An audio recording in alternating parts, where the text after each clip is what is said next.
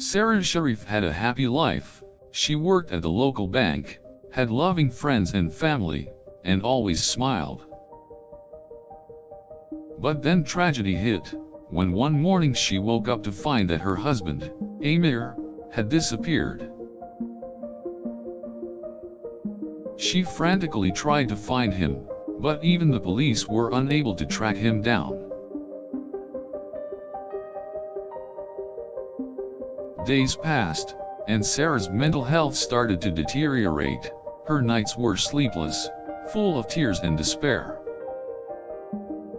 Eventually, she stopped going to work, lost her job, and felt increasingly isolated and lonely. Even her closest friends were unable to comfort her, as she felt she was beyond consolation. Then, after weeks of searching, Sara finally received news of Amir's whereabouts. He had been taken to prison for a crime he had not committed. Desperate for answers, she visited him daily, often breaking down in shock and disbelief. After months of court proceedings, Amir was acquitted of all charges, but the damage had already been done. Traumatized, Sara eventually returned to work, but was never the same happy person she had once been. She began to struggle emotionally with feelings of abandonment and betrayal, deep within her heart. Her friends noticed the change in her behavior, and although worried, could not get her to open up. She was too scared to tell them the truth, considering them too young and innocent to understand. To make matters worse, Sara's husband had begun to act so cold and distant, that her own feelings of hurt intensified. Finally, she mustered the courage to ask him why he had been taken away, and then Amir revealed the truth. It had all been a misunderstanding, an innocent man mistaken for the real suspect.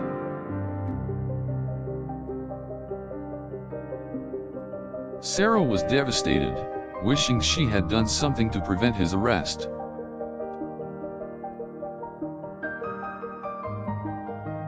She spent many sleepless nights replaying the situation over and over in her head, searching for an answer.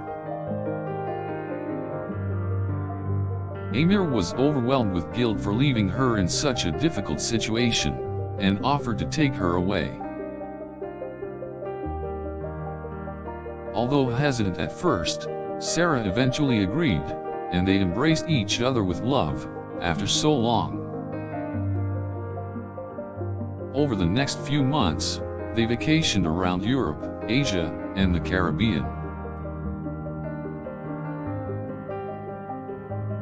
These were times of healing, of forgetting, and of growing closer.